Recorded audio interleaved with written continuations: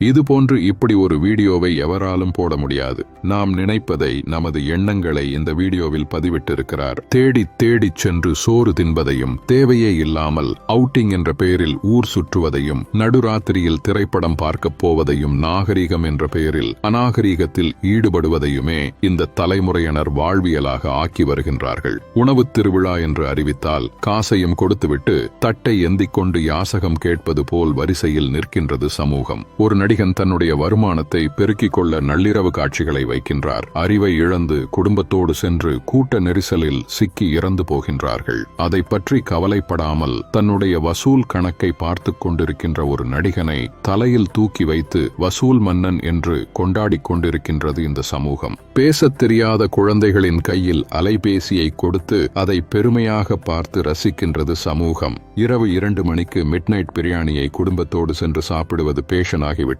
நீங்கள் உங்கள் குழந்தைகளுக்கு உணவு கொடுக்கவில்லை, ஸ்லோ பாய்சன் கொடுக்கின்றீர்கள். உங்கள் தலைமுறையை மலடாக்குவதற்கு மருந்து கொடுத்துக் கொண்டிருக்கிறீர்கள். பிள்ளையை பெற்ற பெற்றோர்களே நம்மில் பலர் பிள்ளைகளை உருவாக்கவில்லை. நிறைய வருமானம் கொடுக்கும் ஜெர்சி மாடுகளை உருவாக்கி கொண்டிருக்கிறோம். உங்களில் எத்தனை பேரின் பிள்ளைகளுக்கு அறிமுகம் இல்லாத ஒரு மனிதரிடம் 10 நிமிடம் உரையாடத் தெரியும்? சொல்லிக் கொடுத்திருக்கின்றீர்களா? இனி சொல்லிக் கொடுங்கள். உங்களில் எத்தனை பேரின் பிள்ளைகளுக்கு தன்னம்பிக்கைக்கும் தலைக்கணத்திற்கும் உள்ள வேறுபாடு தெரியும்? சொல்லிக் கொடுத்திருக்கின்றீர்களா?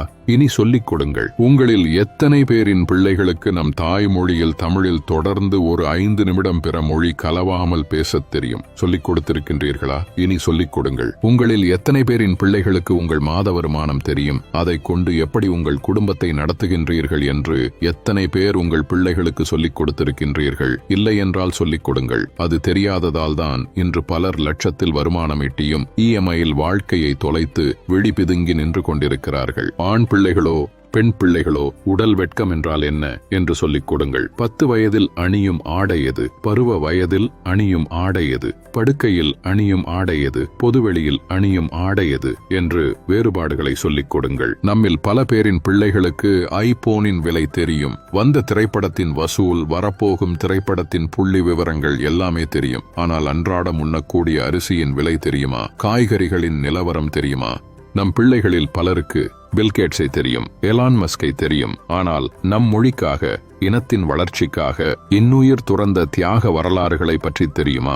நம் மண்ணின் தியாக வரலாறுகளை நம் பிள்ளைகளுக்கு சொல்லிக் கொடுங்கள். எப்பொழுதுமே உறவுகளை எதிரிகளாக மட்டுமே கட்டமைத்து அவர்களின் மூளைகளில் ஏற்றிவிடாதீர்கள். உறவுகளை ஒதுக்கத் தொடங்குங்கள் என்று அவர்களுக்கு நீங்கள் சொல்லிக் கொடுத்து விட்டால் அவர்கள் வளர்ந்துவிட்ட பிறகு அவர்கள் ஒதுக்குகின்ற முதலாவது நபர் நீங்களாகத்தான் இருப்பீர்கள். வாழ்க்கை என்பது வெறும் கேளிக்கையும் வேடிக்கையும் பணம் ஈட்டுவதும் ஆடம்பரமும் மட்டுமல்ல, அது மன நிறைவாக வாழ்வது. அது எப்படி என்று குழந்தைகளுக்கு கற்றுக் கொடுங்கள். இந்த மனித சமுதாயத்திற்கு பெற்றோர்களாகிய நீங்கள் செய்யக்கூடிய மிகப்பெரிய கடமையே உங்கள் பிள்ளைகளை அறம் சார்ந்த பிள்ளைகளாக, அறிவார்ந்த பிள்ளைகளாக உருவாக்குவதுதான். அறிவு என்பது படித்து தெரிந்து கொள்வது அல்ல, ஏடுகளிலிருந்து நாம் அறிந்து கொள்வதல்ல.